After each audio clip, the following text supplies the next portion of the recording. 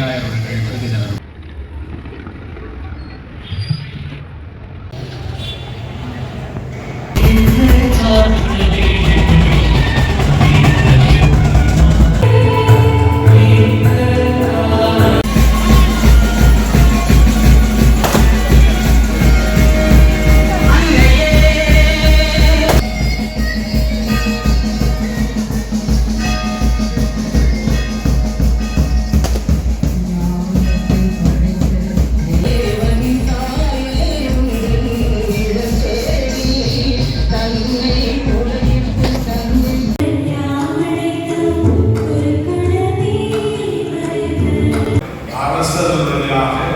நீதி தலைவர்கள் வழியாக இந்த செய்தியானது சொல்லப்படுகிறது. மரியாதை பொறுத்த மட்டும் இந்த வெளிப்பாடு, கடவுளுடைய அந்த வெளிப்பாடு எவ்வாறு மரியாவுக்கு வெளிப்படுத்தப்பட்டது என்றால் அது தூத வழியாகத்தான். ஆக இன்றைக்கு நாம் வாசிக்க கேட்ட இந்த நற்செய்தியில மரியா ஒரு நாசரேத் ஊரில் வித்தியாசமான ஊர் ஒன்று இல்லை. எல்லா மனிதர்களும் ஒரே மாதிரி தான் இருப்பாங்க. ஏன்னா மனித இயல்பு எல்லாருக்கும் ஒன்றுதான். ஒரு கன்னிப்பெண் கல்யாணம் ஆவதற்கு முன்பாக கருவுற்றிருந்தார் என்றால் அவரை நீங்களாம் ஏற்றுக்கிறீங்களா? அந்த செய்தியை எவ்வளவு சீக்கிரமா பரப்ப முடியுமோ அவ்வளவு சீக்கிரமா பரப்பிடுவீங்க. எங்க சொல்லணுமோ அதெல்லாம் சொல்லி உனக்கு விஷயம் தெரியுமா, இது இப்படியா அவ அப்படியா அப்படின்னு சொல்லிட்டு உலகம் முழுவதும் பரப்பிடுவீங்க. ஒரு 5 நிமிஷம் போதும், இங்க சொன்ன கடைசிக்கு போயிடும். ஏன்னா அந்த அளவுக்கு என்னன்னா நான் அடுத்தவர்களுடைய அந்த குறையை தான் பார்க்கவே ஒழிய அவர்களிடத்திலிருந்து நிறைய பார்க்க மாட்டோம்.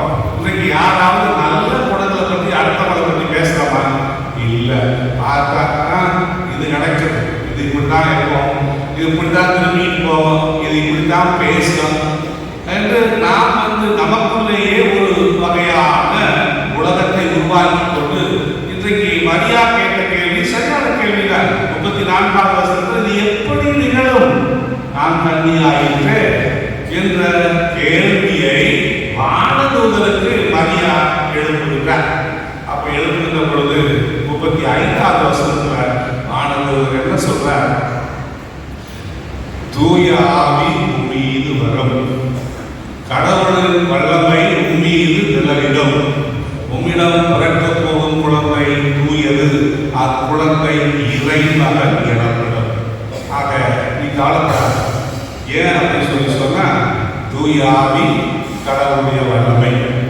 ஆக இந்த தூய ஆவி உம்மீது வரும், அப்பொழுது கடவுளின் வல்லமை உம்மீது நிழலிடும், உம்மிடத்தில் பிறக்க போகின்ற குழந்தை தூயது, அது இறைமகன் எனப்படும் என்று பதிலை அந்த வானதூதர் சொல்லுகிறார்.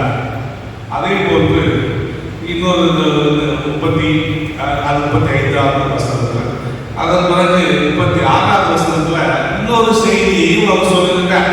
என்ன சொல்லுகிறார்? உமது உறவினரான எலிசபெத்தும் ஒரு மகனை கருவுற்றிருக்கின்றார், கருவுற இயலாது என்று சொல்லப்பட்டவருக்கு இது 6ஆம் மாதம் என்றும் சொல்லுகிறார். 37வது வசனத்துல கடவுளால் இயலாதது ஒன்றுமே இல்லை என்று சொல்லுகிறார். ஆக இன்றைக்கு கடவுளால் முடியாதது ஏதாவது இருக்கின்றதா? இல்லை. அதனால் கடவுளால் எல்லாம் இயலும். ஏனென்றால் அவர்தான் அனைத்தையும் படைத்து பராமரித்து பாதுகாத்து வருகின்ற இறைவன். அவரால் தான் எல்லாம் முடியும். நம்மால் ஒரு சிலவற்றைத்தான் செய்ய முடியும், ஆனால் கடவுளால் எல்லாம் செய்ய இயலும் என்பதை மரியாவுக்கு அந்த வானதூதர் மீண்டும் நினைவுபடுத்தி அதை சுட்டி காட்டுகின்றார். அப்பொழுது மரியாவுடைய பதில் என்னவாக இருக்கின்றது என்பதை தான் 38வது வசனத்தில் நான் வாசிக்க கேட்டோம். இதோ நான் ஆண்டவரின் அடிமை, உமது சொற்படியே எனக்கு நிகழும். ஆக இன்றைக்கு எல்லாம் மரியாவுக்கு தெளிவு கிடைத்துவிட்டது. தெளிவு கிடைத்த உடனே ஆண்டவருடைய வார்த்தையின் மேல் அதிக நம்பிக்கை கொண்டு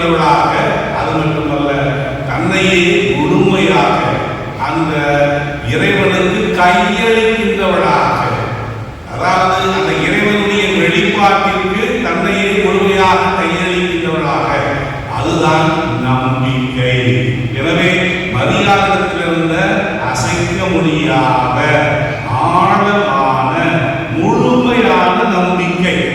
ஏனென்றால் மரியா பாவ மாசு இன்றி பிறப்பிலேயே காப்பாற்றப்பட்டவர் என்று சொல்லுகின்ற பொழுது அவருடைய அர்ப்பணமும் முழுமையானதாகத்தான் இருக்க முடியும். அறகுறையா இருக்க முடியாது. முழுமையான அர்ப்பணம். அதாவது இன்றைக்கு இறைவனுடைய வார்த்தையை கேட்கின்றார், கேட்கின்ற வார்த்தையை உள்வாங்குகின்றார், உள்வாங்கிய அந்த வார்த்தையை தனதாக்கிக் கொண்டு அந்த இறைவனுக்கு தன்னை முழுமையாக அந்த தன்னை அர்ப்பணிக்கின்றார். ஆகவே மரியா நம்முடைய நம்பிக்கைக்கு தாய். இன்றைக்கு பழைய ஏற்பாட்டில் நாம் ஆபிரகாமை நம்பிக்கையின் தந்தை என்று சொல்லுகின்றோம். புதிய ஏற்பாட்டில் நமக்கு நம்பிக்கையின் தாயாக இருக்கின்றவள் மரியா. ஏனென்றால் அந்த மரியா தனக்கென்று எதையும் வைத்துக் கொள்ளவில்லை, மாறாக தம்மையை முழுமையாக தனக்கு வெளிப்படுத்தப்பட்ட அந்த இறைவனுக்கு காணிக்கையாக்குவதை நாம் பார்க்கின்றோம். இன்று நாம் வாசிக்க கேட்ட அந்த முதல் வாசகத்தில் தொடக்க நூலில் எடுக்கப்பட்ட வாசகம் 3வது அதிகாரம் 20வது வசனத்தில் நாம் வாசிக்க கேட்டோம். மனிதன், அதாவது தன்னுடைய மனைவிக்கு ஏவா என்று பெயரிட்டால் அதற்கு என்ன அர்த்தம்? உயிர் வாழ்கின்ற அனைவரின் தாய் என்றுதான் அந்த வாசிக்க கேட்டோம். உயிர் வாழ்கின்ற அனைவரின் தாய்னா எந்த உயிர்? இந்த உடல்ல, மனித உடல்ல வாழ்கின்ற எல்லாருக்கும் அந்த தாய் தான். ஏன்னா அங்கே இருந்துதான் நம்மெல்லாம் வந்தோம். அதனால இன்னைக்கு நம்ம பாட்டி, தாத்தா, தாத்தாவுக்கு பாட்டி, பாட்டிக்கு மேல பாட்டி எல்லாம் கடைசியில போனா அங்கதான் நிற்கும். மூலம் அதுதான்.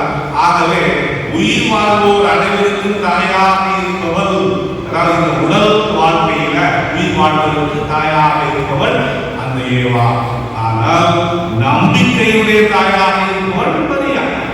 அதாவது நிலைவாழ்வுக்கு தாயாக இருப்பவள், நிலைவாழ்வுக்கு நமக்கு பரிந்துரைப்பவளாக, அந்த நிலைவாழ்வை இந்த உலகத்தில் கொண்டு வந்தவளாக, நிலைவாழ்வை கொண்டு வந்தவர் அந்த கிறிஸ்து பெருமான்.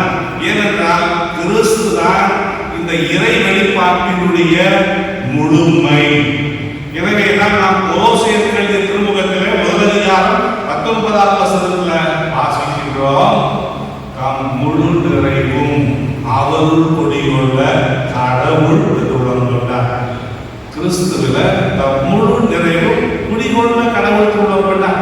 ஆக முழுமை, கடவுளை முழுமையாக நிறைவாக வெளிப்படுத்தியவர் கிறிஸ்துதான். அந்த கிறிஸ்துவை இந்த உலகத்திற்கு கொண்டு வந்தவள் மரியா. அதே போன்று நாம் மீண்டும் யோவான் எழுதிய நற்செய்தியில 14வது அதிகாரம் 9வது வசனத்தில் வாசிக்கின்றோம். பிலிப்பை பார்த்து கிறிஸ்து கூறுகின்ற வார்த்தைகள், என்னை காண்பது தந்தையை காண்பதாகும். தந்தையை காண்பது என்று கேட்காத, ஏன் என்னை காண்பது தந்தையை காண்பதாகும் என்று சொல்லுகின்றார். அதே போன்று யோவான் எழுதிய நற்செய்தியிலே 10வது அதிகாரம் 30வது வசனத்தில் நானும் தந்தையும் ஒன்றாக இருக்கின்றோம், ஆகவே தந்தையும் அவரும் ஒன்று. ஆகவே இன்றைக்கு இந்த வெளிப்பாட்டினுடைய முழுமை கிறிஸ்துவை அடங்கியிருக்கின்றது. அந்த கிறிஸ்துவை உலகிற்கு கொண்டு வந்தவள் மரியா. அந்த மரியா முதலிலே தன்னை இறைவனுக்கு முழுமையாக அர்ப்பணித்தவள். அவள் நம்பிக்கையுடைய தாயாக நமக்கு இருக்கின்றார். ஆகவே அந்த அன்னையை போல நாமும் இறைவனுடைய வெளிப்பாடு நமக்கு திருச்சபையினுடைய போதனைகளின் வழியாக, திருத்தந்தையினுடைய போதனைகளின் வழியாக, அதே போன்று ஏற்கனவே இருக்கின்ற விசுவாச கருவூலங்கள் வழியாக நமக்கு வெளிப்படுத்தப்படுகின்றன, நமக்கு கொடுக்கப்படுகின்றன. ஆகவே அந்த நம்பிக்கை கோட்பாடுகளுக்கு நாம் பிரமாணிக்கமாக இருக்க வேண்டும், அதை கடைபிடித்து வாழ வேண்டும். ஏனென்றால் கிறிஸ்துவை தவிர வேறு வெளிப்பாடு கிடையாது. அவர்தான் வெளிப்பாட்டின் நிறைவு, முழுமை. ஆக அந்த கிறிஸ்துவில் இருந்து வேறு உண்மை இருக்க முடியாது. அதனால்தான் கிறிஸ்து என்ன சொல்லுகிறார்? யோவான் எழுதிய செய்தியில 14வது அதிகாரத்தில் 6வது வசனத்தில், நான் என்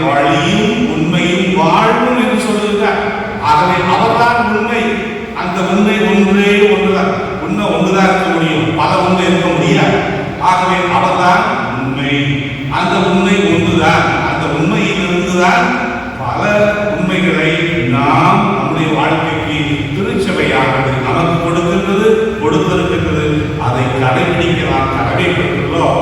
அதே வேளையில இன்று நம்முடைய இந்த அம்மியினுடைய பாதுகாவலியாக இருக்கின்ற இந்த யோவாவை அன்னை நமக்கு பரிந்து பேசுகிறவளாக இருக்கின்றவள் நம்பிக்கையின் தாயாக இருக்கின்றார். அந்த அன்னையின் நம்பிக்கையானது நமக்கு இருக்க வேண்டும். ஏனென்றால் நம்முடைய நம்பிக்கையானது துன்ப வேளையில அல்லது துயர வேளையில அல்லது நமக்கு இக்கட்டுகள் வருகின்ற பொழுது, நமக்கு அல்லல்கள் வருகின்ற பொழுது, இடர்பாடுகள் வருகின்ற பொழுது, அடுத்தவர்களால் நமக்கு துன்பங்கள் வருகின்ற பொழுதெல்லாம் நம்முடைய இந்த நம்பிக்கையானது கொஞ்சம் அசைக்கப்படுகின்றது. நாம் என்ன நினைக்கிறோம்? நமக்கு துன்பம் வந்துட்டா இந்த உலகத்திலேயே நமக்கு ஒருத்தருக்கு தான் அந்த துன்பம் வந்த மாதிரி நினைச்சுக்கிட்டு என்ன சொல்றோம்? கோயிலுக்கு வந்து நம்ம என்னத்த கேட்கிறோமோ இல்லையோ, ஆனால் ஒன்று மட்டும் சொல்லுவோம், ஆண்டவரே நான் வந்து நல்லா தானே இருக்கிறேன், நான் வந்து கோயிலுக்கு தவறுனா இல்லையே, நன்மை வாங்க தவறுனா இல்லையே, அவசியம் நான் பண்றேன், நன்மை வாங்குறேன், ஞாயிற்றுக்கிழமை பூசைக்கு வர்றேன், என்ன இயற்ற உதவியை மற்றவர்களுக்கு செய்கிறேன். ஆனால் எனக்கு ஏன் இந்த துன்பம்? இந்த கேள்வியை தான் கடவுள்கிட்ட கேட்கிறோம். எத்தனை முறை எத்தனை பேர் கேட்டிருப்போம் இதே கேள்விய, எனக்கு ஏன் இந்த துன்பம்? என்னமோ நமக்கு தான் இந்த உலகமே முழுவதும் துன்பத்தை கொடுத்து கொண்டிருக்கின்ற மாதிரி நாம் நினைக்கின்றோம். அது தவறு. எல்லாருக்கும் துன்பம் உண்டு. நீங்க நினைக்கலாம், ஆயர் சொல்லுவாரு, அவருக்கு என்ன துன்பம், அவருக்கு என்னையா கஷ்டம், அவர் நல்லா தானே இருக்கிறாரு அப்படின்னு நீங்க நினைக்கலாம். அந்த இடத்துல உட்கார்ந்தான் தெரியும் அது எப்படிப்பட்ட இடம், எப்படிப்பட்ட நாற்காலின்னு தெரியும்.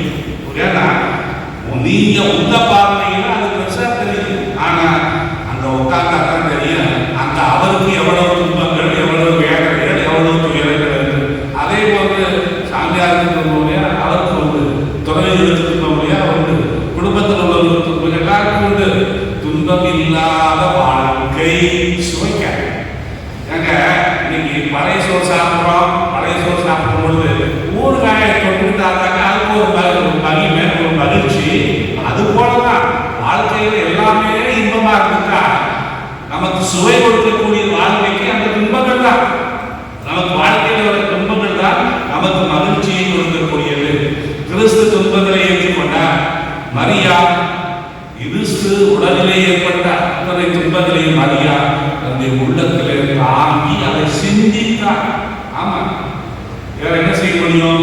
தன்னுடைய மகன் துன்பப்படுகின்ற பொழுது அந்த துன்பத்தை தன்னுடைய உள்ளத்திலே இருந்து சிந்தித்தவள், தியானித்தவள், அந்த துன்பத்தை அவள் ஏற்றுக்கொண்டவள் மரியா. ஆகவே நம்முடைய வாழ்க்கையில எது வந்தாலும் சரி, அது இன்பமோ துன்பமோ வேதனையோ நெருக்கடியோ எது வந்தாலும் சரி, எல்லாவற்றையும் ஏற்றுக்கொள்ளக்கூடிய அந்த மன பக்குவம் தான் உண்மையான நம்பிக்கையை நமக்கு கொடுக்கும். ஆகவே உண்மையான ஆழமான முழுமையான நம்பிக்கையை நாம் கடவுளில் கொண்டவர்களாக நாம் வாழ வேண்டும் என்றால் நம்முடைய அன்னைமரியை நாம் பின்பற்றுவோம். அந்த அன்னைமரி நமக்கு நிச்சயமாக எல்லாவற்றிலும் பரிந்து பேசுகின்ற அன்னையாக இருப்பார்.